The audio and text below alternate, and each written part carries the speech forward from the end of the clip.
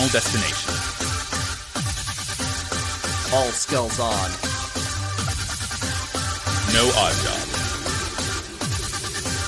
Slappers only. Delfino Emergency Broadcast System alert! This just in. Jordan and Max of the hit podcast Slappers Only have been spotted disembarking a plane at the Delfino airstrip. Could their arrival have anything to do with the podcast episode you're listening to right now? Investigations are now underway. See, I was thinking you could do something like, press the R button to listen to podcast. Hello, Mario. Mario. But that one's good too. I still hear that da da da da the little chime. We love the DEBS alert. The Delfino Emergency Broadcast System. In Spanish language, it's sun. I don't know what it stands for though, because the wiki didn't tell me. Huh? Why did you know? Why? Okay. Yeah. All right. Sure. All right. Weird. Hey, Super Mario Sunshine. Wahoo! This game's good. I like this game. A lot of people don't like this game, Jordan. I know, that's the weird thing. This is like the most disliked 3D Mario game for some reason. I feel like instead of rightfully 64. Well, 64 is not aged well. No. My personal hot take, and this is really unpopular, this is like the worst take that everyone hates, is that I think if you said, I think 64 loses it over age, but then if you ignore 64 because that's the first one, then I think the one that I'd want to replay the least is Galaxy. That's fair. I kind of agree, but only because I played Galaxy so much that like I can basically play that game with my eyes closed now. Like, I don't like the level design of Galaxy as much as I like the more open-ended levels of I just don't like the structure as much. Do you feel the same about Galaxy 2? I think Galaxy 2 is better because I feel like it utilizes its space better. And I think it provides more like courses. The like actual levels themselves they leave something to be desired just because they're set in space and there's just so little to them, right? They're not very cohesive. They're just literally just like floating rocks. Yeah, exactly. And it's fun, but I don't latch onto it as much as I like other Mario games, as some may say. But this game though, I like this. This game it's a summer game. It's a going on the beach, splashing around, getting nice wet and vacation wild. Game. Mario has a jetpack, controversial jetpack that some people who are incorrect, and we're not incorrect, Max. No, never. Seem to hugely dislike, and I've really never understood why. No, it's Flood, the flash liquidizer ultra dousing device, as we all know and love. We love that funny little guy. Flood is a very cool addition to the game that like, and thinking about it, it's kind of crazy. And I guess it does sort of speak to, like, Nintendo's reputation that the second 3D Mario game, they immediately just, like, add this gigantic wrench into the works. Just be like, oh yeah, by the way, Mario can fly. For better or for worse, Nintendo, Mario could already fly in the last game, Max. That's true. But nice try. That's true. And also, with the cape and the Tanuki suit. So Mario flying is... in fact, Mario can fly less in this game than he could in 64. Got me there. But... when we're talking about people being hugely incorrect, and when we're talking about the classic beloved video game company of Nintendo, you know that their favorite thing to do is to never make the same game twice. Oh, no. Even when they probably should. So, when they put the jetpack in, I think it was a good choice. Yes. And I think it's a fun mechanic, and I think that it's not really gimmicky enough. Like, it informs a lot of the gameplay. Yep. Right? It's not like incidental that Mario has a water gun on his back at all times. It's like, oh, you use it to get around, you use it to fight, you use it to spray and clean up the paint and all that good stuff, and it's fun. It's tied, like, it's inextricably tied in with literally every single thing you do in the game, to the point where, like, I mean, at some point in the game, you get your funny little dinosaur friend, Yossi. And he basically acts as a rideable flood. Like... It's very funny. So, I mean, and, obviously the entire game is all about Mario cleaning up after Bowser's fail son.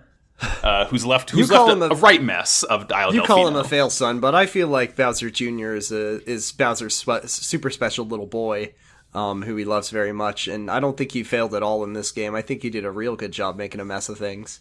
The only thing he failed to do in this game was to get Peach to admit that she is his mother. That is an objective fact, is that Peach Miyamoto, okay.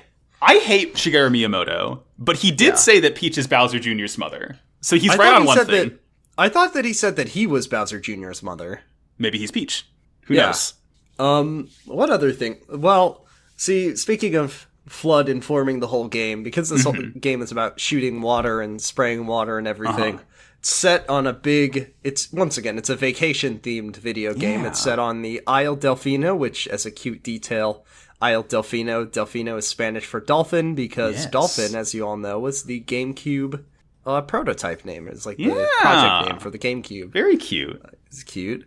I have a quote for you that I stumbled upon that rocked my world. I cannot wait to hear this.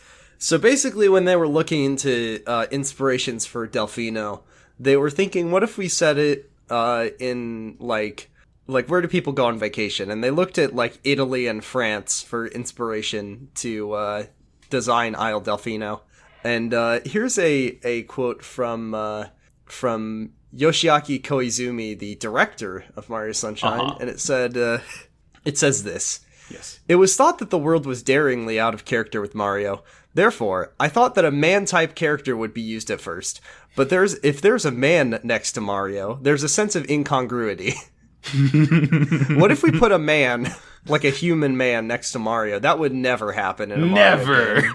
They could not put a man or a human being in a suit with a hat next to Mario. That would be fucked up. It would be so fucked up if a human man, the size of a human man, standing next to Mario, who's 3 foot something, spoke in sim language next to him in New York City. And he looked like a Sonic 06 NPC. They're called donkers. They are called donkers, and I do love it. Could you imagine this game if instead of the wonderful Piantas, which, by the way, Pianta's an excellent addition to the Mario world. Love those big guys. I love them, and I love, even more than the Piantas in this game, is the Pianta Mafia in Paper Mario. Oh my god. Frankie? The fact that they picked that those creatures up and put them in their game and then put a fun spin on them that they're like a mafia parody spoof. Real good shit. What's funny about it is that I think he said Isle Delfino is Spanish for dolphin. I think it's also Italian for dolphin.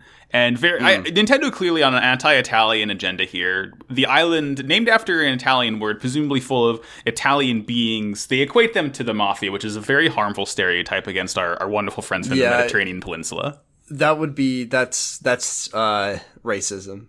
Of the highest order. The other thing, what I was gonna say is, Max, imagine, if you will, Mario walking up to a human man, and the man says, "I'm a chuckster," and then he throws Mario 100 feet in the air. But it's like a guy. Good. Just a normal man. Just a guy. Just a dude.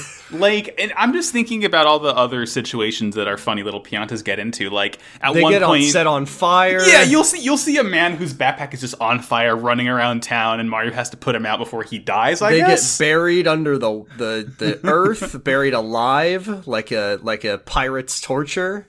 All of these situations would be, I think, improved. Yeah, absolutely improved. If they were human men in the human world. What other things about Mario Sunshine? Hey, this game's hard also. There's a lot of... they really, changed up the formula here in that there is a lot of, there's a lot of optional levels and shines to get, which are, they're stars, they're the same thing. You don't need to do any of them because you have to, literally, you just have to beat the 7th level of every level, which is when you chase Bowser Jr. as Shadow Mario. But some of those side levels are some of the hardest fucking things I've ever had to do in a Nintendo game. Yeah, usually with Mario, they kind of backload the challenge. But in this game, they front load. They just put it's hard as fuck. It's really hard. It's really, really fucking hard.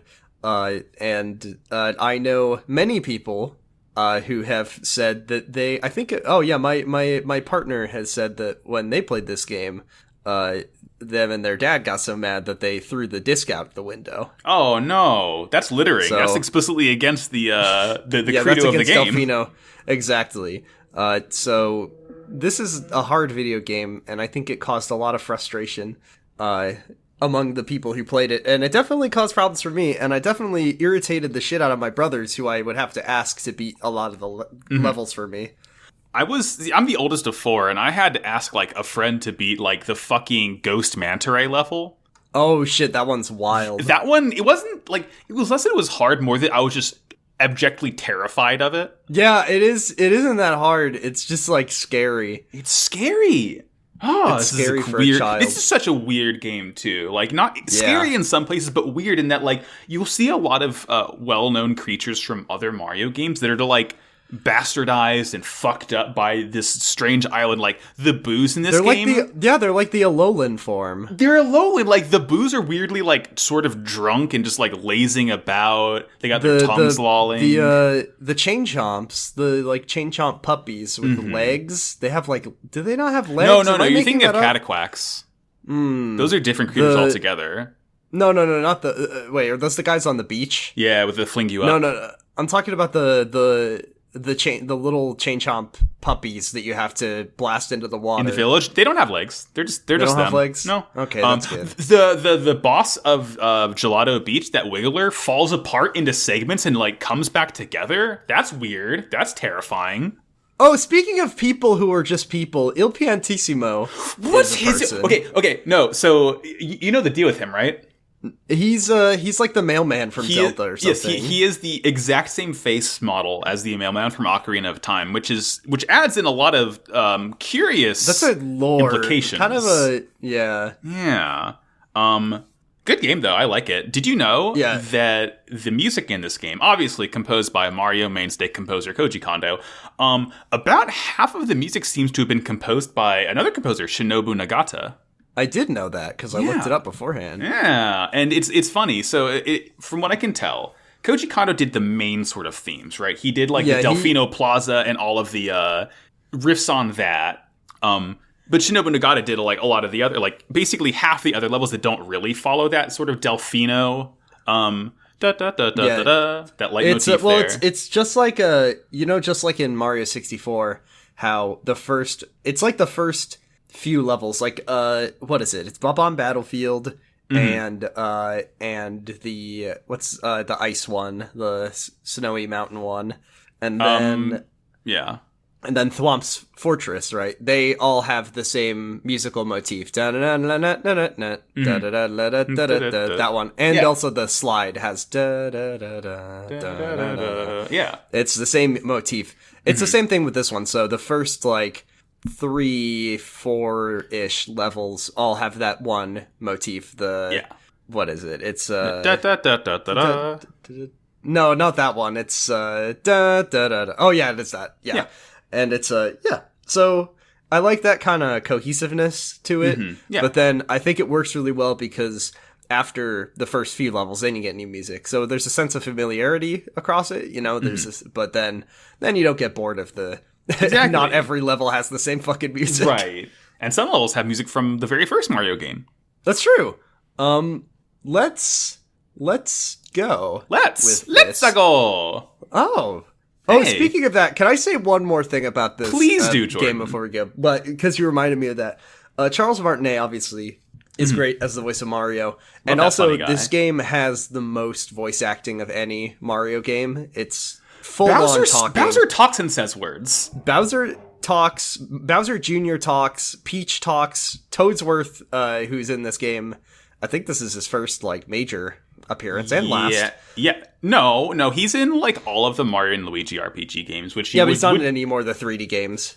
No. Yeah, no. He should have been in Odyssey because he's like this whole thing is like he's Peach's retainer, and you think that she'd take him with him while she's traveling the entire world.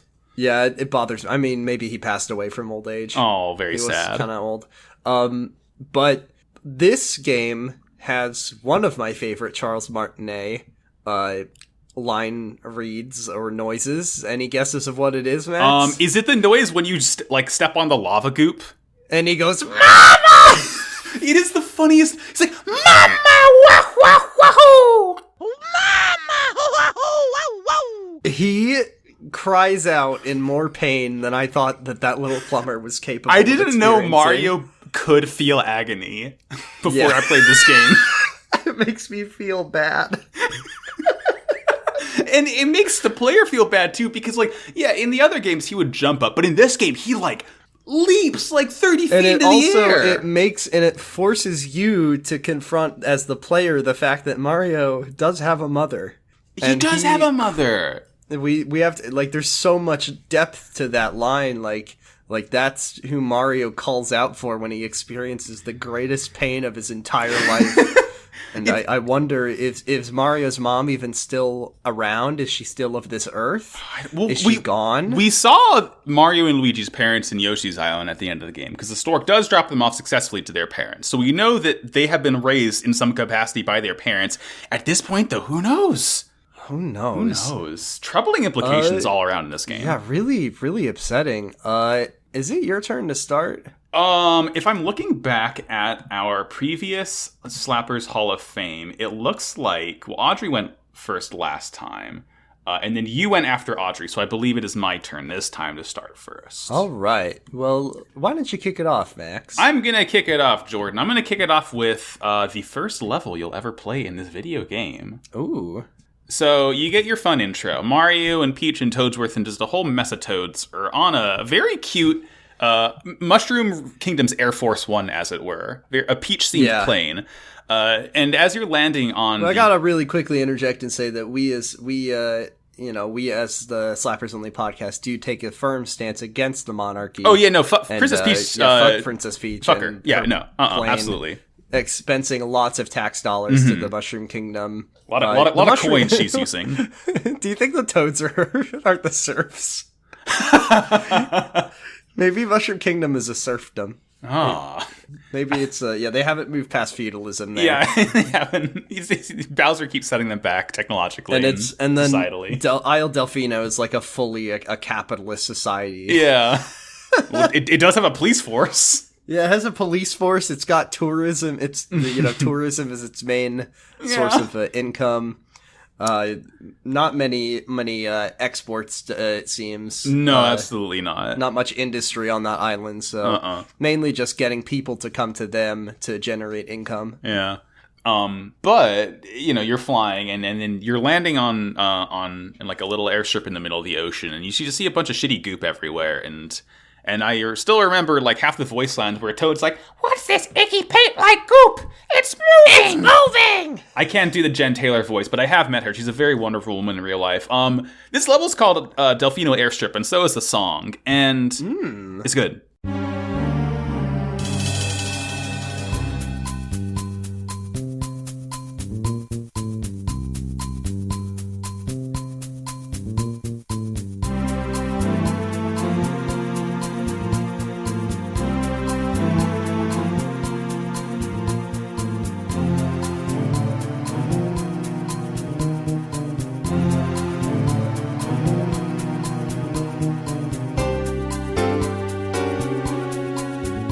This is the underground theme.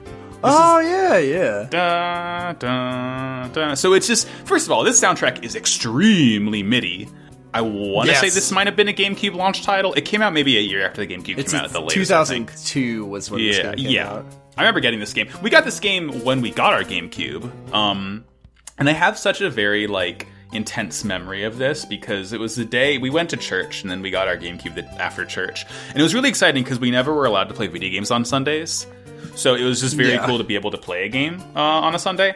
But, that's pretty cool. Hearing this very nice, the underground, the bass line is nice. You get these like little shaky tropical jingles in the background. Just these so synthy strings that like, it's a lot of nostalgia I feel for them. You get this really cool like ragtime piano break in the middle, which again is such a ragtime in Mario. Ragtime is Mario to me, right? It's a mix of ragtime and then like Latin music. Yeah. But this game leans into the like Latin music very, very heavily. Like Mario 64, obviously everyone knows like there's a lot of steel drums and stuff like that in the theme. But this is like they took that and they said we're gonna make the whole game that because it's like Island Getaway. So that's, you know, there's a lot of Latin percussion. There's like steel drums, all kinds of stuff, and then there's other things thrown in there too. It's not all that, but it's a lot of that. Yeah, it's Trouble in Paradise as you listen to this fun music because, well, really what I remember from when we first played this game, me and my younger brother, I would have been 9 and he would have been 7, is that neither of us could figure out how to beat that little, like, goopy piranha boss of the level. And we got into this fight. The water right in the mouth. Yeah, we couldn't. I don't know why. We couldn't figure that shit out. I don't know why I'm telling you that now. I know you know that. I've never been able to beat Mario Sunshine ever since, Jordan. I don't know why you even. I don't even know why you picked this game if you never could get past the first boss. Yeah, it's a Cuphead situation. But we ended up fighting. My mom took the game away from us. We couldn't play for a week. That's how it went. I came back and I beat it, but I just hear this music and I think, oh damn, yeah, me and Sam really fucking got into it over this, huh? Yeah, I think a lot about, I mean, it's odd that was the music choice for Delfino Airstrip, just because, well, Mario is actually above ground, if you think about it. But I think it's a good choice to have that kind of, you know, there's things afoot. Not everything is as it seems on Delfino Island, and also, this is just completely unrelated, and I'm not going to complain too much about this, but it really bothers me that, people will say, didn't they like fucking dub over Flood's lines badly in the re-release of this game because they didn't have the analog triggers? So Flood talks, it's just like press the button to instead of like really like, oh that's funny. Something I think I've heard that Flood will say that, which is kind of funny. Mm-hmm. That's because cute. They didn't have the. I mean, it sounded pretty bad to me, just like the way they edited it. But, it's like the clip of Owen Wilson talking about Loki, where it seems like he's like human ransom noted every single word from a different sentence. I had a good time filming this TV show. But yeah, let's move on, Max. Yes. I had a funny experience. Please tell me about it. Well, let's move into one of these classic Mario levels. And I know that you are a fan of the ska music. Oh, yeah, everyone knows this about me. Everyone knows that, so I'm gonna give you a song that you can really skank it to. Okay. Which is Rico Harbo.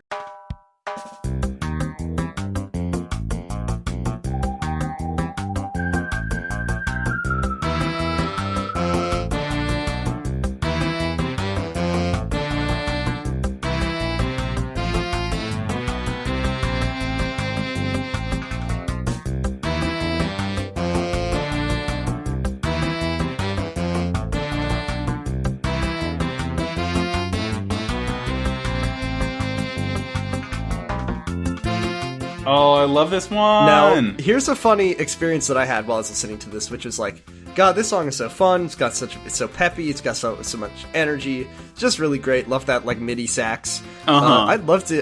God, I really wish that Skatoon Network would do a cover of this. So then I went online and I googled Skatoon Network Rico Harbo, and oh, there it is. Yeah, they sure did, huh? Yeah, they did, and it fucking rules. This song is just a lot of fun. This is one of the, like, 3 or 4 levels that all share that same melody from the early game. But this one's probably my favorite, just because it's just like, let's get a little bit funky with it. Let's get a little pick up the pace. Hey, let's pick it up. Pick it up. Let's just go. And then it's punctuated by one of the most horrific boss fights. The boss fights in this game, Max. Oh my god! It's body horror, is what it is. Ripping arms off of a poor animal. Ripping arms, tearing out teeth, filling Petey Piranha's gullet with so much water that he collapses to the ground, and then fucking ground pounding the shit out of him. What is wrong with you, Mario? It's horrendous. Mario's a fucking menace. You like burn out the inside of King Boo's mouth. Like horrible. Mario It's funny that Mario was, like, quote-unquote framed by Bowser Jr. at the beginning of this game, because Mario proved himself to be a villain of an entirely different caliber during his stay on Isle Delfino. Like, graffiti is the coolest crime. Yeah, absolutely. It's up there in terms of cool crimes. And Mario's crimes that he actually committed are, like, animal abuse, dismemberment, fucking... Horrible, man. Horrible. Just terrible. Rico Harbo is not is probably one of my least favorite levels in the game, despite having good music. Once again, this game is fucking hard. Yeah. The blooper riding, surfing. Oh my god! Did you know they have different stats? Yes, I did, and you never want to pick the fast one because it is impossible. I think the green one is the best one to pick, if I remember correctly. Something like that. Who knows? Getting those fucking red coins. Oh my god. Horrible. And you can't get off of it. Yeah. Actually, I did learn, I believe it was from the Super Mario Broth Twitter account. Wonderful account there. If you crash your blooper into the Pianta who's floating on, like, the other side of the boat in the harbor, you can, like, it destroys your blooper, and then you can get off and you're fine, and you can just, like, walk to the Shine Sprite. Huh. That's good. Yeah. Yeah. Yeah, that's basically all I have to say about cute. Rico Harbo. Just nice song. Nice little, get a little funky with it. Yeah. Listen to the Ska Tune Network cover of this. Please because do. It's good. One thing that you're certainly hearing by now in the loop of this song, in every level, most levels, your funny little dino friend Yoshi shows up. And every main level has this sort of... It happened in Mario World too. You get on Yoshi and you hear the bongos. And the same is true for Mario Sunshine. And I just love the different, like, bongo percussion they add in for every single song in this game. It's very good. Is there even a Yoshi in every level, though? There's not, which is the interesting thing. Every level has a bongo track, but not every level has a Yoshi with which to hear the bongos. That's so weird. Yeah. It's troubling that Yoshi gets a new power in this game, which is to blast fruit juice. Yeah, to puke fruit juice all over the place and go la, la, la, la, when he does it. And also that he fucking dies if he touches water. He dies when he disintegrates when he touches water. He atomizes. This game is body horror. He suffers the same fate as Cyborg's dad in the Snyder Cut. He just turns to dust in a moment, in a flash, just gone from this earth. Rest in peace, Yabi. This is so sad. I'm crying. Max, what's your next pick? Speaking of crying, Jordan. Speaking of crying and being sad and frustrated and the horrible crushing difficulty of this game. I think we're on the same page with this one. Do you like pentatonics? No, I fucking hate pentatonics, but nice cool. try. What if someone did an a cappella version of the Mario 1-1 theme?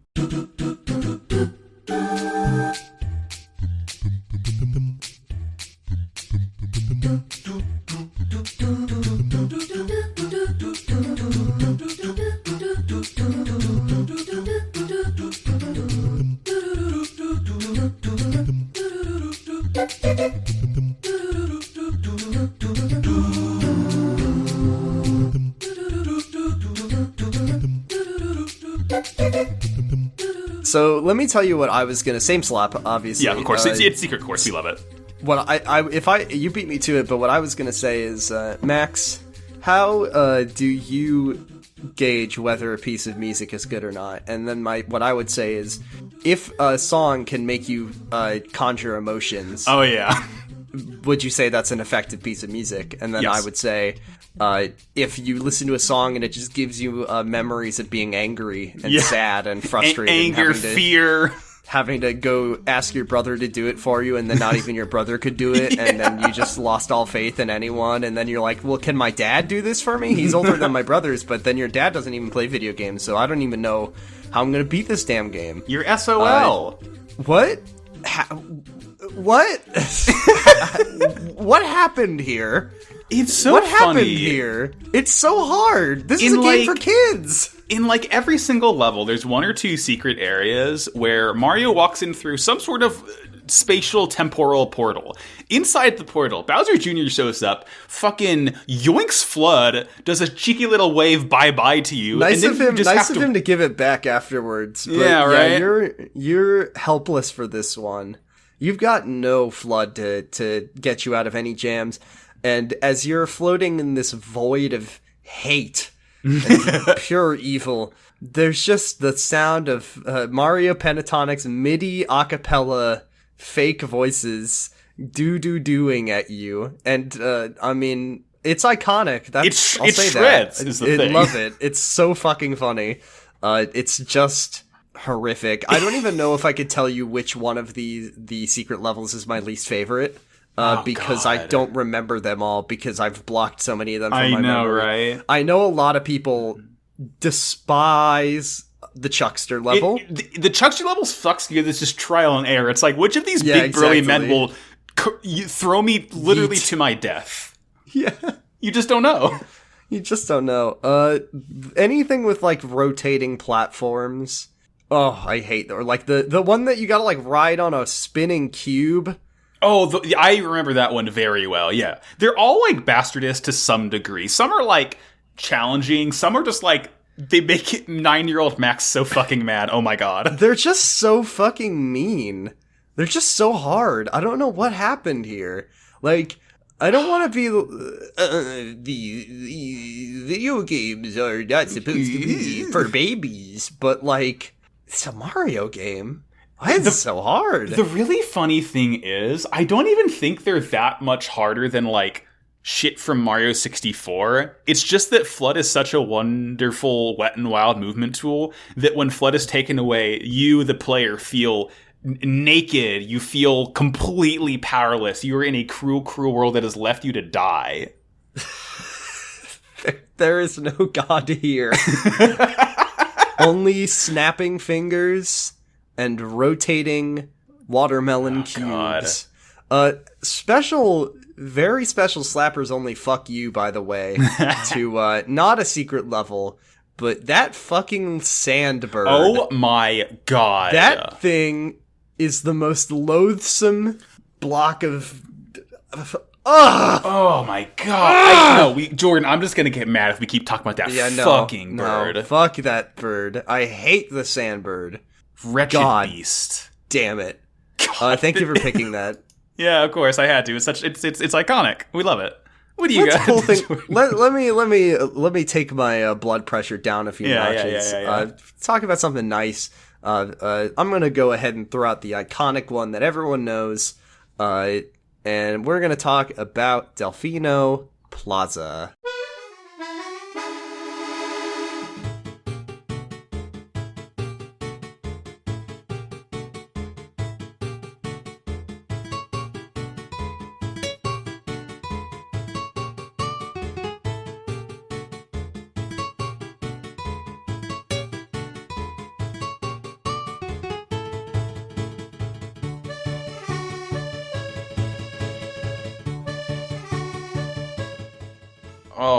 Oh, I love this fun town.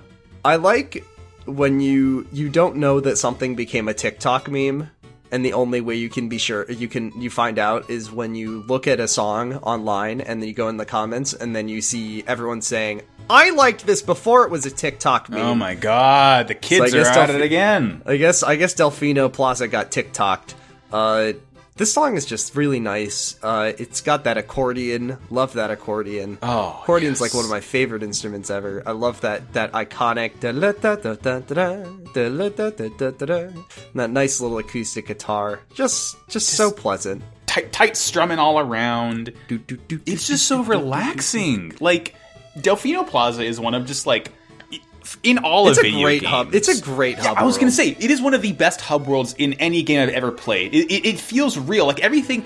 This is something that, like, the entirety of Super Mario Sunshine does so well. You always have a sense of place, because you can literally look from any level in the game and see all of the other levels, and it is genius. Hey, people always talk about how Dark Souls has a real sense of geography to it. Mm-hmm. Super Mario Sunshine, though, did it first? Way earlier, and I mean, it's got a physical map, like a fold-out touristy map, like you can look at. Mm-hmm. It's got all the... There's a real sense of place to Delfino, which is really odd because it's a Mario game, and Mario games are very, like, very abstract in their worlds.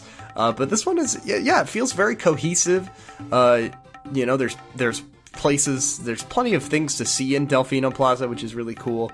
Lots of secrets and things to find, and all of them are going to make you mad because they're all secret levels. Hey, that one pachinko machine? You gotta, no, yeah, that one's the worst thing that I've ever played in my life. But the one that you have to ride a Yoshi all the way out to. That is so fucked up. Are you kidding me? The fucking lily pad level? Eat my ass. That game. Why did they? I love this game. It's definitely aesthetically and thematically the most. It's very relaxing and very it's tropical, summer, the palm trees and beach, and then it's you're gonna fucking, if you go through the center of that pachinko machine, you're gonna fucking have to do the whole thing over again. Are you fucking ready for that? Are you ready to spend 2 hours of your life on this pachinko machine that you can barely control? You fucker. Fuck you. But then you can go back to Delfino Plaza. You know what's really satisfying is when you finally get all the shine. You get the shines and you clean off the shine gate and the world gets all bright and sunny. Love that. I always love that. Love a sense of change and progression. You're actually making a difference in the world as you play. And then at one point, I was always really bummed about this. After, I want to say, it's 70 shines after you beat Bowser, there's a guy who, on the beach, on the east side of town, who will give you sunglasses and a cool Shine Sprite pattern tropical shirt to wear. Yeah. But the problem is the sunglasses make it look like the shines are all gone and it's dark again. I'm I want to have the cool shirt and sunglasses, but I don't want it to make the game not sunny anymore. Yeah, that's sad. It's sad. Oh, what a delightful place. I can still remember, I think, literally every single secret shine in that whole town. God, what a fun game. It's a fun game, and then sometimes it's a very infuriating, frustrating game that makes me angry. We love it. Thank you, Mario. What do you got next? I got something, third and final slapper. I'm going to bring something I quite like. So when you go to these levels, some of the levels are just a portal. You walk through the Shadow Mario graffiti, and you're in Bianco Hills. Oh, you're in. You go through a pipe. Mario does get atomized as well. His molecules are taken apart. He's put together. He is technically the same man, but his consciousness is. We can't be sure of what happens. It's the prestige.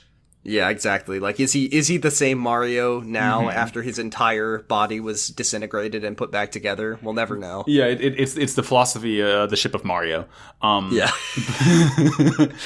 Zero escape music starts playing. What are the levels to get there, though? You don't go through. You don't get shot out of a cannon. You don't go through a portal. You got to stand in a spot by the harbor, and you got to look into the sun, which is, first of all, inadvisable. Children. Don't do this. As a child, I spent many a minute staring into the sun, hoping that I would be taken to Noki Bay. Noki Bay is such a weirdly relaxing piece of music. I love it so much.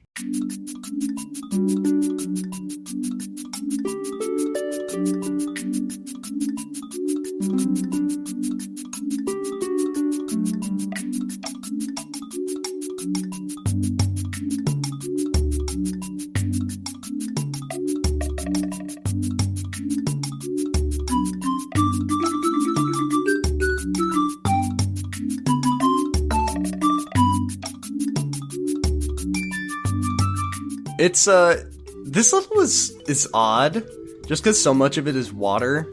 It's a very vertical level. It's very vertical level, and for half the stages, because again, it's a kind of a Super Mario 64 situation where when you go through the portal before you're put in the level, you have to pick what sort of instance of the level to play, and until you do horrible dental crimes to Ely Mouth and rip out half his teeth, the water's poisonous, and if you're on the surface of the water, you just start taking damage nonstop.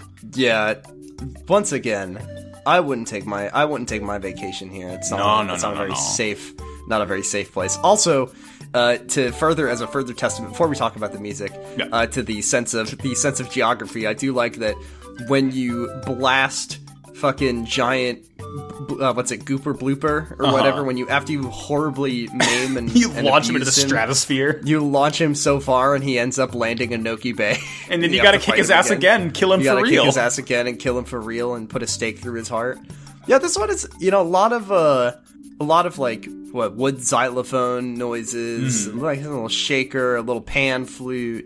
It's lovely. It's very windy. It's very ethereal. Very much a very airy, open arrangement. I really like the Yoshi bongo track in this level, which again you never hear in the main game because your good friend the Yobster doesn't show up here at all. He's hiding from the IRS. Is Isle Delfino Yoshi's tax haven? That's what they arrested Mario and took him to court at the beginning of the game, and I'm just saying that if anyone was going to do it, the capitalist, or maybe Isle Delfino is a tax haven. That's what I'm thinking. Maybe it's like a Panama Papers situation. Yeah, maybe this is where Yoshi keeps his. This is where Yoshi's bank account is located. His ill-gotten gains, his golden fruits and whatnot. Noki Bay is great though. I like all the weird like runic like inscriptions on the walls, and like half of them you like spray into, and they like go like they insert into the wall, and you can like crawl through these secret passages. The level felt so much bigger than it was just because there's so much empty secrets. space in it. And it's very vertical, and so much of it is just water. So it's a lot of vertical and horizontal space without actually being a lot of stuff. And also there is an unfortunate trend in this game of potentially huge setbacks, which is one of the good reasons that you have a jetpack. But like this level and Rico Harbo, I think, are the big ones. Oh, and the carnival, where Peanut Park. Peanut Park, where you could just fall and have to start the whole thing over again. Unfortunately, but you got a jetpack, so it's relatively easy to save yourself, and you have to listen to this nice music as you climb all the way back up. It's nice. Noki Bay is maybe my favorite level in the game. It's just a very weird place. I would love... This would be a really fun level to play in Odyssey. Yeah. Just the whole... the verticality of it. That's what they... I think that's what I don't usually like this kind of stuff, but when they made Sonic Generations and they basically let them pick a level from each game... Yeah. And then kind of let you replay it with newer mechanics. I would love for them to do that with Mario. Just pick like one level from each game... whatever the most iconic or the most fun level is, and have you revisit it, and also let you do Cappy tosses, because that's the best. That's the best. If they get rid of my fun hat friend, I will never play a Mario game ever again. They're gonna get rid of Cappy because they'll have to. Because you know how Nintendo is, but at least it'll make never Mario be the same. Odyssey 2 first, please, Mr. Koizumi, please. Yeah, Miyamoto's gonna be like, I'm not letting you make another Mario game unless he gets to ride a motorcycle in this one. That'd be kind of cool, though. No one. And the motorcycle is named like Handlebars, and he's got a little face on him. And Jordan, I hate to bring it to you, but you're really endearing me to this fun new character. I like him a lot already. I actually think I've made a really good idea, Mario and Handlebars. And that's why you can never work for Nintendo, because you made a good idea. Yeah, fuck. What you got for your third? Oh, this is hard. Yeah. Last one. Trying to think of the distribution of songs we have right now. So we got Isle Delfino, we got Secret Level, we got Delfino, Airstrip, and now we've got Noki Bay. So okay, I want to have a better distribution of tones. So I'm going to pick one that I think is nice and upbeat. Something I did kind of reference earlier. You said that Mario has a pretty firm relationship with ragtime music, yeah? Yeah. So that's why I'm going to go with Peanut Park.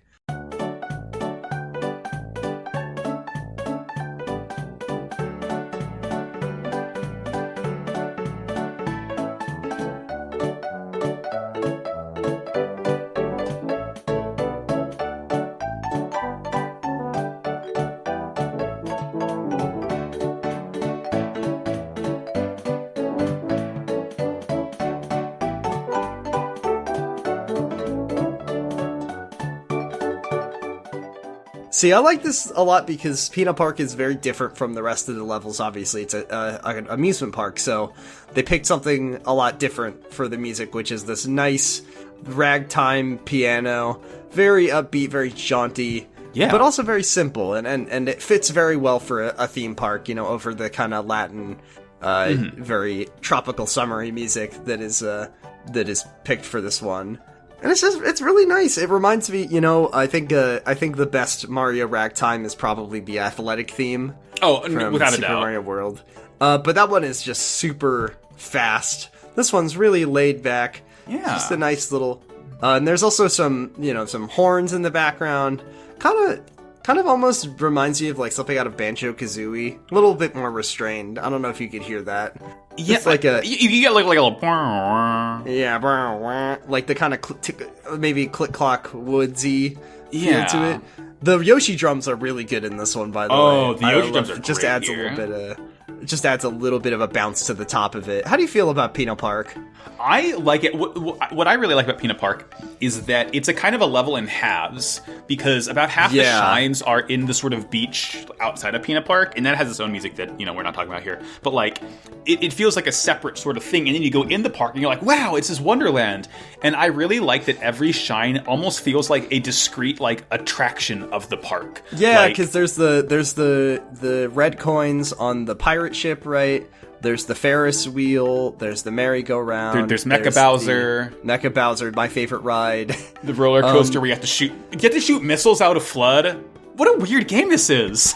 It's a weird game. I think I have a really big soft spot for like amusement park levels in video games. There should be more. Because I also think in the game, the detestable and terrible video game of Sonic Adventure, I do quite like the theme park, Twinkle Park level. Twinkle Park, yeah. Quite fun, actually, just because a theme park and amusement park is just a very sensible place to set like a kind of video game level, just because, lots of things to run around and interact with. You know what a good theme park video game level is? Ooh, what? Nier Automata.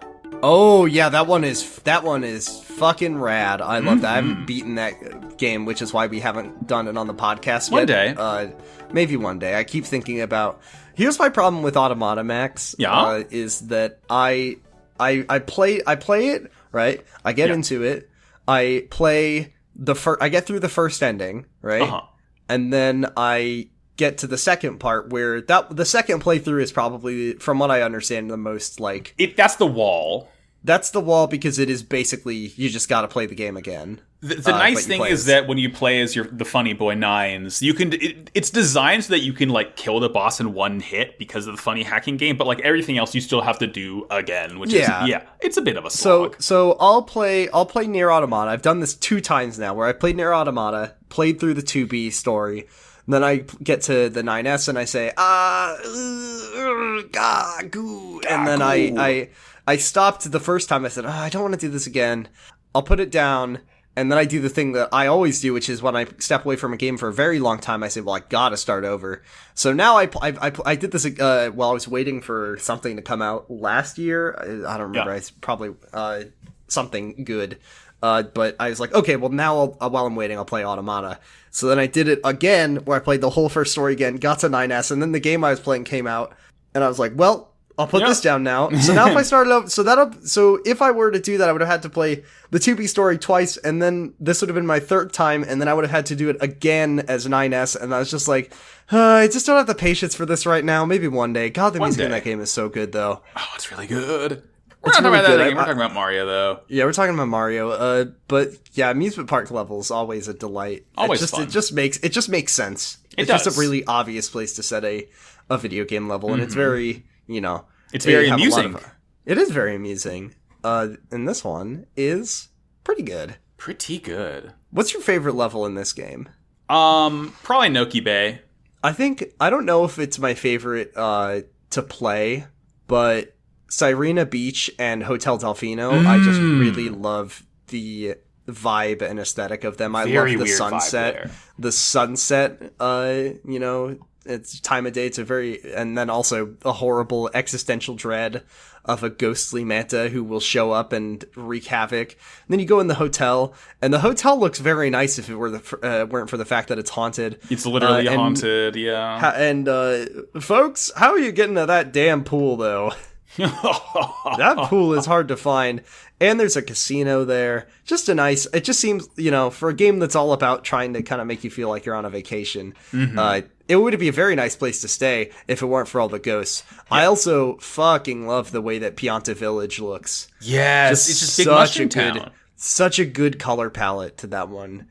And the whole day and night differences there, too. The night, it's like do you ever play Psychonauts? I played about half of it. There's a level in Psychonauts called Black Velvetopia. And it kind of reminds me of that, where it's the nighttime version of the level is reminds me of that, just because Black Velvetopia is like a black velvet painting. And it's just very dark, but with these stark kind of almost neon colors. Just looks great. I love Pianta Village. Just a really, once again, I think that's really the strength of this game, is just the visuals, right? The aesthetic, the way the levels really make sense as places, which is very uncommon for Mario. Yeah, usually really, it's just disconnected. Yeah, I think that's really what I like about this game, is that it's the setting is really good. That's probably what the edge that it holds over the rest of the series that they never really attempted again, is like, let's make this set in like a real place that has like people there and geography, and isn't just like floating space void. Mario Odyssey kind of does that, but not really, just because there's no cohesiveness to that world, even though it is ostensibly set on... Yeah, the most you get is just seeing everything like on a globe, and that doesn't really help at all. Can I also say, when you get to... We'll talk about Mario Odyssey one day, I'm sure, because it's probably my favorite Mario game. It's my favorite Mario game. What is that, the town in the cooking world? I can't remember what that town is called. Oh god, what is it? Whatever it is. That music really reminds me of like Delfino Plaza to me. Yeah, it's the Luncheon Kingdom. Luncheon Kingdom. And the town is called... I got it. It's like on the tip of my dang tongue. You got this. Piranza Plaza. Piranza Plaza. Yeah, that one, I think it feels to me like it's I mean, it's a plaza, folks. It feels like it's trying to kind of evoke that with absolutely. The accordions. Very, very fun. No Piantas in that game though, sadly. I guess all of the it added a bunch of new Mario. Oh yeah, they got nutty, including Donkers. Donkers. But yeah, that's Mario Odyssey. You got any honorable mentions? I do in fact have honorable mentions. I really like the Hotel Delfino theme. That was a similar slap for me. I like it. It's very off kilter. It's weird. It feels relaxing, but like, again, it's a haunted hotel. You get this really, really lazy, like, guitar strumming. You get, like, these really nice, like, sort of wooden chimes going in and out all the time. But it's all like being pitch shifted up and down, right? So I think it's really cool, because this is basically the Boo Mansion of this game. Pretty much, exactly, but with a really unique spin on it. And whereas in most of the Mario games, the Boo music is very... consistently, what it sounds like, right? It's Haunted Mansion, right? It's theremins and kind of that vibe. But the Hotel Delfino is just a completely unique thing with it. Like you said, it's very relaxing, kind of laid back music, but with creepy twists. I really love the sort of poltergeisty chimes, like just you can imagine like a ghostly creature making these rattling, creepy noises, but then it's just like, just nice wooden wind chime kind of deals, right? I like that a lot. It's good. It's good. I also have another one. I really like the Pianta Village band. So this plays in Pianta Village only around... Well, for the first couple levels, they only play, I think, near the hot spring. I think they might move around different parts of the town, but I think like the final level, like the entire level plays it.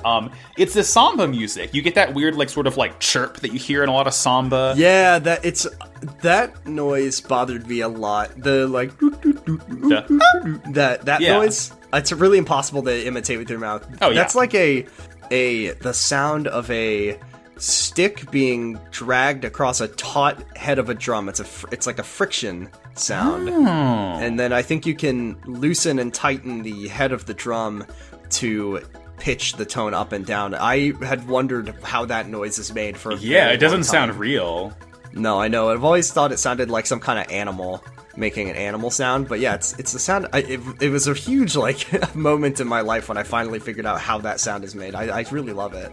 It's nice. It's nice. It's fun. It's very, just very energetic, and it's cool, like sort of getting that dynamic track as you go to different parts level where the band is. It's cute. I always love that in Mario. What you got? I got a couple. The first one I'm going to go with is the mid-boss theme. The one that plays when I don't remember exactly what it's called, but it's the one that plays whenever you have to fight one of the big slimy nasty boys. Oh, yeah. That's just I think it's just called Versus Polluta Piranha Plant. Piranha Plant. I love this music because it's just very kind of like wet synthy. Yeah, it's very sticky. It's very goopy, appropriately, and I love that. Do. Yeah, it's very fun. It's very quirky and charming. And I like that a lot about it. And also, this is definitely one of those songs that when you hear it, you can perfectly hear the sound effects in your head. Yeah. Gah-goo! Gah-goo! You spray a bunch of water into Tom Foss's mouth, and then you Kyle pound his belly and kill him instantly. God. And then that one, I love that one. I love the percussion, especially there. It's just very, it's very fun. And then in the similar vein, I'm also going to go with the boss battle music. Similar stuff. In this game. It's very hard to describe, but I think it's very, you know what? Mario's relationship with boss music is very interesting, because sometimes it's very quirky and fun. This one is definitely there. It kind of reminds me of like Jaws. Like it's got this kind of, you know what I mean? Like the Jaws theme. Yeah, it's kind of got this building sense of like, watch out, but it's more, fun and playful with it. I always compare this to the wildest Mario boss theme, which is the one in Galaxy that is so not fitting for Mario. Oh, is it the one where you fight like the skeleton fish and the boulder ghost? No, it's the one that plays when you fight Bowser, and it sounds like you're fucking playing a Lord of the Rings game or something.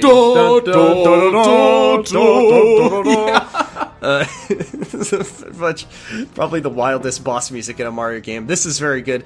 I want to add that this obviously plays when you fight all the level bosses, right? Yes. And in terms of music that you can hear the sound effects with, when you're brushing that horrible creature's teeth, this song I hear with the most unpleasant drowning sound effect in any video game ever made.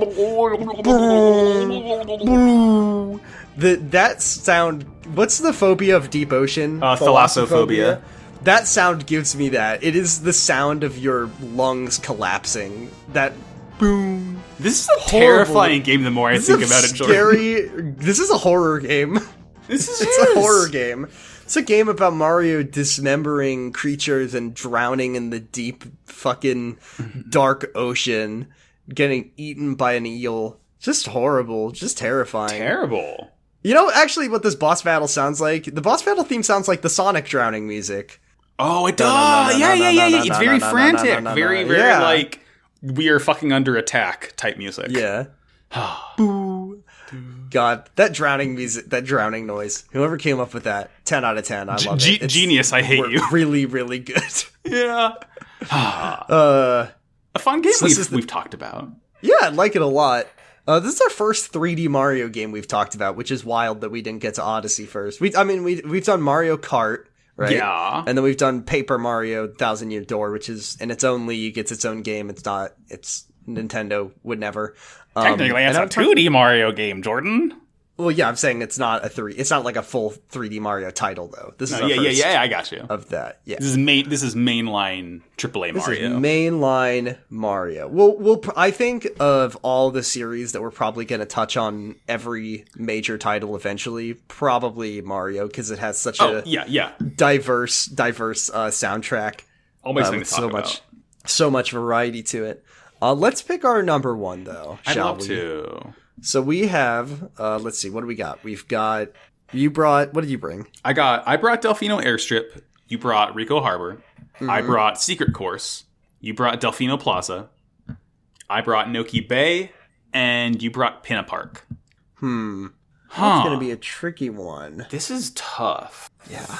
I've got two that I'm willing. I got two that I'm happy with. Yeah, well, this is an all-star list we've made. Like, honestly, I'd be happy with any of these. I think I got it though. Yeah, I got it. All right, 3, 2, 1. Rico Delfino Harbo. Plaza. Ooh. So, all right. Okay, so I didn't want to say Delfino Plaza because that is the most obvious answer. Yeah. I'm not picking Rico Harbo because of my tremendous overbearing love for ska music. I'm picking it because it is like it fits with so much of the other music and it's representative of so much of the other music of the game because it is that riff on that main leitmotif of the main game. I just like those those blaring horns. And it does, and Max, it does make you want to skank though. It makes me want to get up and dance and kick around a little bit. Yeah, I think I'm sliding over to Rico Harbo. You're sliding like Mario slides on the water. God, that's really good. Hey, it's good. That slide move though. Best move of the game. That slide move is real good. That one, I love that they put that one in there. I was kind of sad that, I mean, it was one thing that they couldn't really keep because it was all about spraying water on the ground. Mm-hmm. I love that move. That's a good ass move. I think if I could replace Mario's disgusting, really upsetting tuck and roll from Odyssey with the belly slide, he goes roly-poly mode.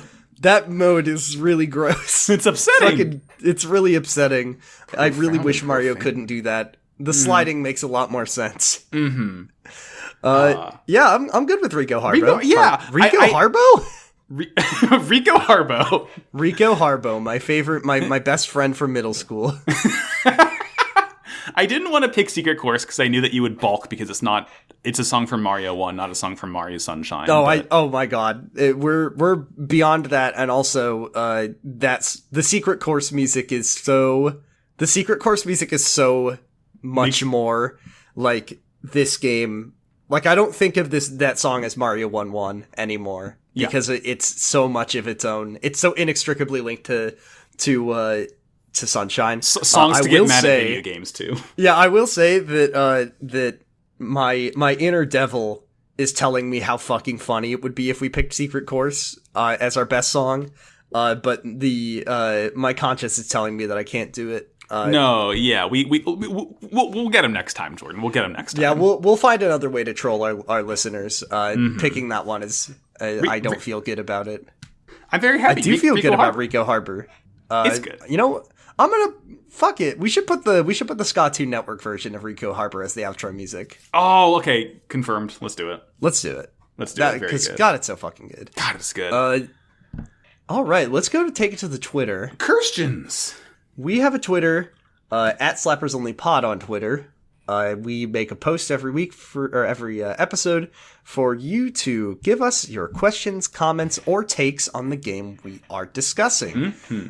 And I see the Chuckster that you've put on Twitter to just make everyone think about that. But I wish that the Chuckster was a regular human just man. Just a human man. It would have been so much better.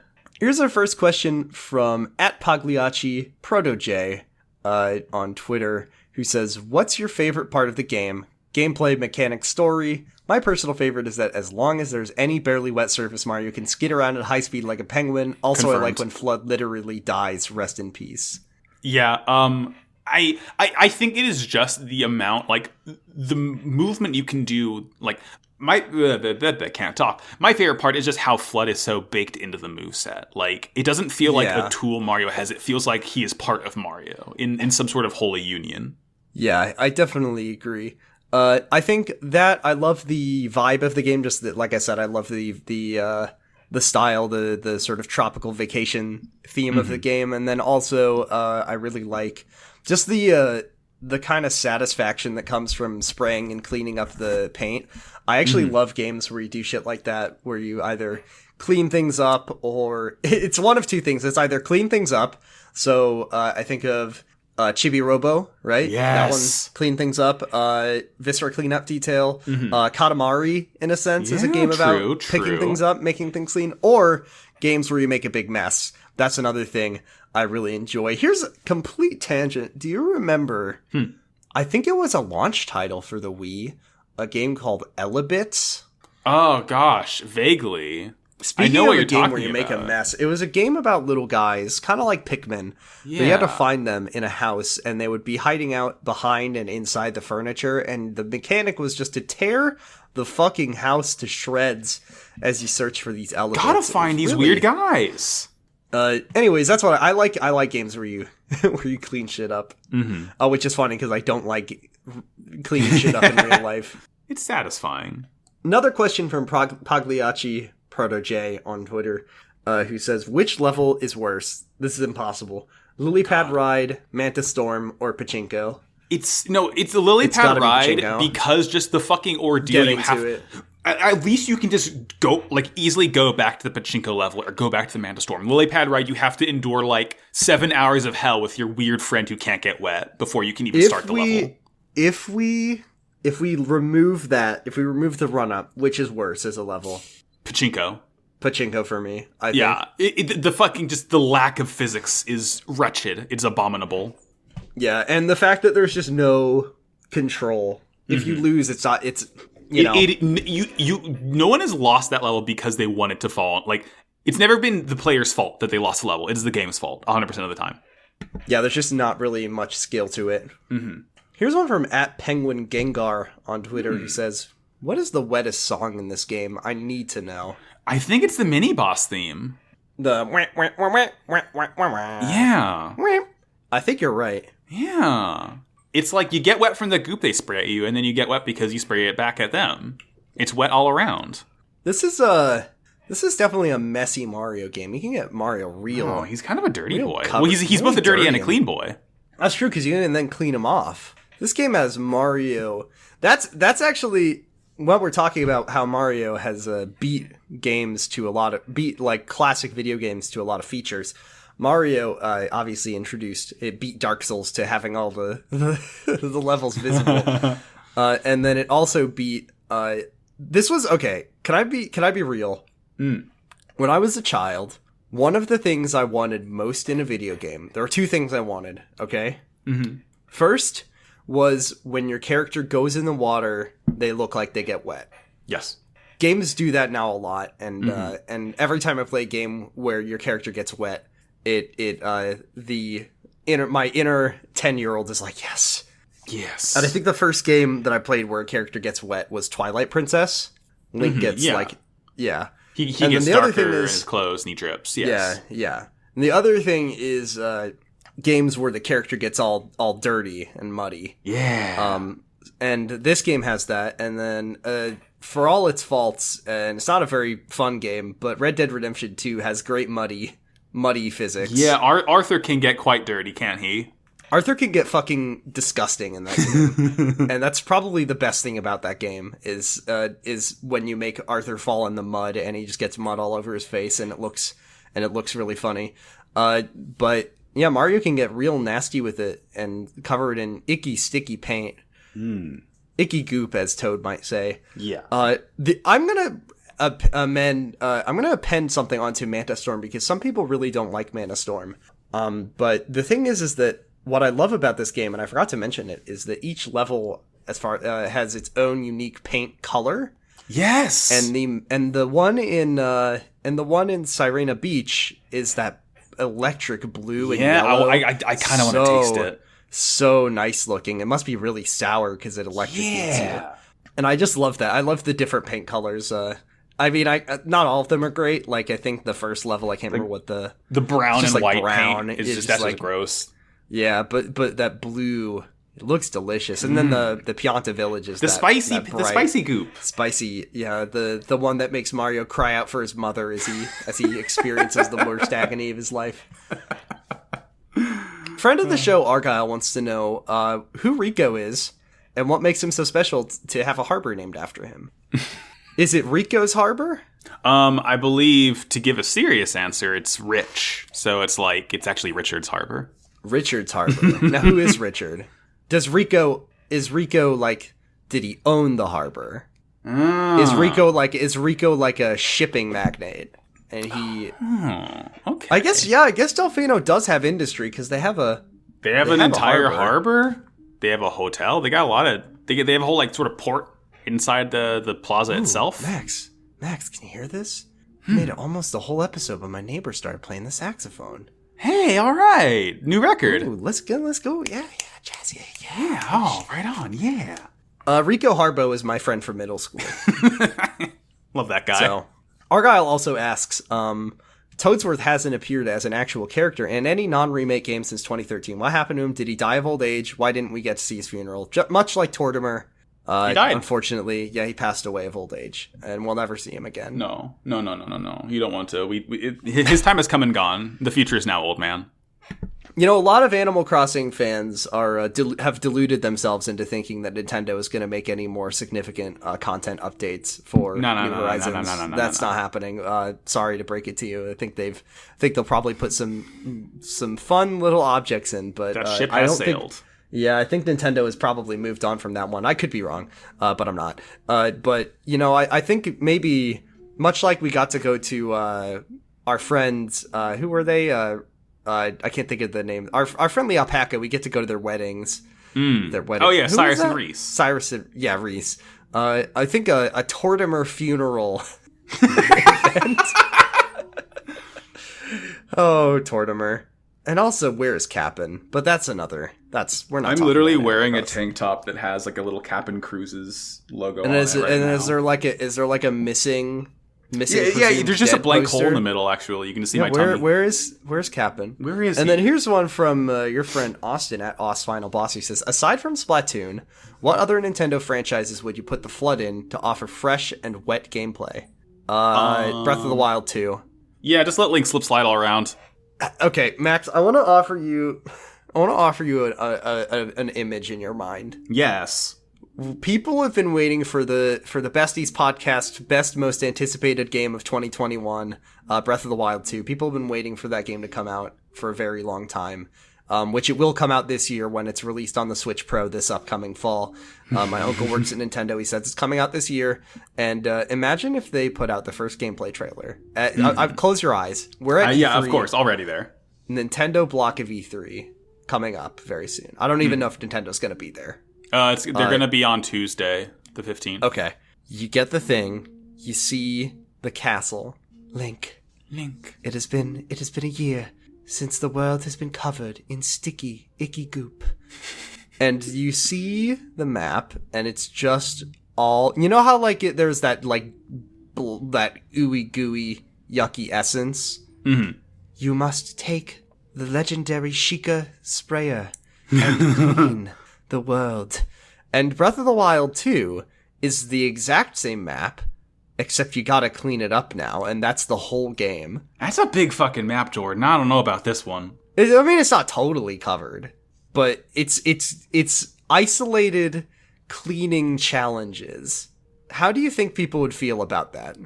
I mean, I'd like it because it would make other people mad. Yeah, exactly. I think anything that makes people mad about Breath of the Wild 2 is kind of what I want. Yeah.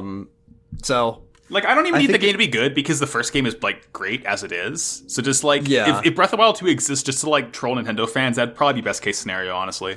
It's gonna come out on the Switch Pro, and it's gonna have really great water physics when you spray the paint away, and clean everything up. It's got those like SnowRunner water physics. Ooh, yes. Ooh, that's delicious. That's what that processing power is going for. Clean that shit up. Clean that shit up, Link. You gotta clean that shit up. Oh no, there's a big mess at Terrytown. Oh, beans. Gotta get over there and mop it up with your special mop. But watch out, it's gonna break if you use it too much, Link. You gotta go fight some dirty moblins to get more. Gotta clean it up. Oh, I like this game. Breath of the Wild 2. Ooh. That saxophone, he's just holding that note. Beautiful, beautiful. I'm sure noise reduction will get this when you're editing. Yeah, I probably won't hear a damn thing. Beautiful. I don't know what you're getting out of this saxophone, friend, but you are just really going for it. Love that. So we have picked our favorite song. We've answered all of our questions. Now there's only one order of business left, and it's to pick our next game. Max, I've got a little something just for you, a little treat for me, a little treat for you, and we are going to be going to a famous composer that we have not talked about yet, as far Hans as I can Zimmer? tell. We're going to be talking about Hans Zimmer's score for Inception. No, Max, it is well known on this podcast that I do not like JRPGs. In fact, I was on an episode where you talked about a JRPG. Yeah, famously, you were there. We all know. I was there. You heard my voice. Yes, I was there the whole time. But I have played a couple of them. Sure, who hasn't? Who hasn't? And there's one that I don't like the gameplay, but I quite enjoyed what I played of it, Max. I enjoyed it quite a lot. A game that I think you're also quite fond of. And it's composed by the legendary Nobuo Uematsu. So I think next episode, why don't we talk about the greatest Final Fantasy game, Final Fantasy IX. 4. We're going to talk about Final Fantasy IX next week.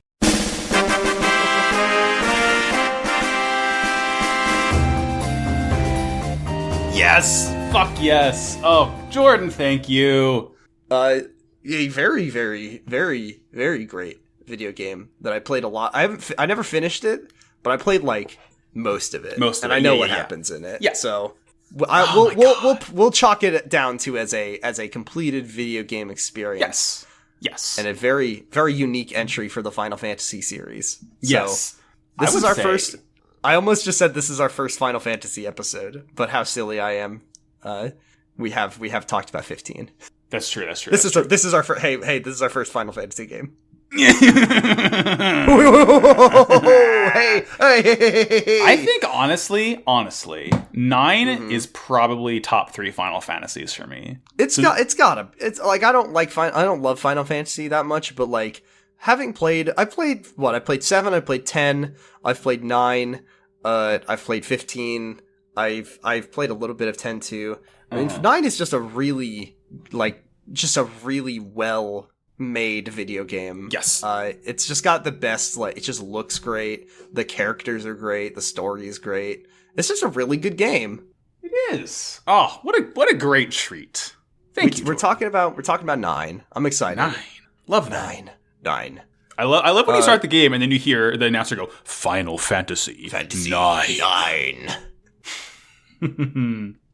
So that's it for this week. Let's wrap things up before I get sucked down into saxophone hell. Before your neighbor hits that big old solo. Yeah, thanks everybody for listening to us talk about Mario Sunshine. This has been Slappers Only. You can find all of our episodes at slappersonlypod.com. And you can find our Twitter, once again, at slappersonlypod. I'm on Twitter at BradifusRex. Max, where are you? I'm on Twitter at MaxyBajillion. We do lots of podcasts. I do one called Kamurocho Radio, which is about Yakuza, the great video game series made by Sega. We're talking about Yakuza 2 right now. We're getting pretty close to the end of that game, actually. And then I also do one called Kyle XY, which is a show about the hit ABC Family cult classic Kyle XY about a boy with no belly button. Max, what are your shows? I do a couple other shows. I do Pot of Greed, the world's #1 and only Yu-Gi-Oh! Podcast sponsored by Kaiba Corp. We actually took a break this week because we're doing our funny yearly actual Yu-Gi-Oh! Card game tournament, which is a great time. Yeah? Yeah, tune in. Cup of Greed. All the VODs are on YouTube. It's a great time. Some actual genuine anime tier duels we've had. And also, I have a show called Wow Cool Robot that I currently do with 2 of my hosts from Pot of Greed. Excellent. Argyle and Audrey. We're talking about G Gundam, which is what if a Gundam show was Dragon Ball Z instead. G Gundam. G Gundam. Anyone else made that joke before? That's Argyle's display name in the Discord. Oh boy. Oh boy. Yeah, hey, co-hosts' minds think alike, I suppose. We're hosted by the Noise Space Podcast Network, noiespace.xyz. Thank you, Matt, for letting us be on your network. There's lots of great shows on Noise Space, such as Nanoroy's Nightmare and Era. County Girls Make Do. And listen to Sonic Shuffle. Fear Baiting. There's Special Great Snacks about Jujutsu Kaisen. New show, Video Games, the Movie, the Podcast. Oh yeah, that one's good to talk about video game movies. Really good idea. And listen to 0 to 0, which is about Who Wants to Be a Superhero, the bad reality show, and then they also did a Snyder Cut and now they're doing Batman v Superman, the famous court case. Ugh. A lot of precedence there. Yeah. Besides that, we are all done for this episode. We will see you in 2 weeks to talk about Final Fantasy IX with your favorite characters like Vivi and Steiner and Freya and all those great characters. God, I'm so excited to talk about that game. Oh, it's going to be so good. That game whips ass. See everybody? I'm not that... I don't hate all JRPGs. Yeah. As we all know, the J stands for Jordan. No, it doesn't. Fuck you. But that's it for this week. So let's, what do we say at the end of every episode? Ask not for whom the track slaps. It slaps for the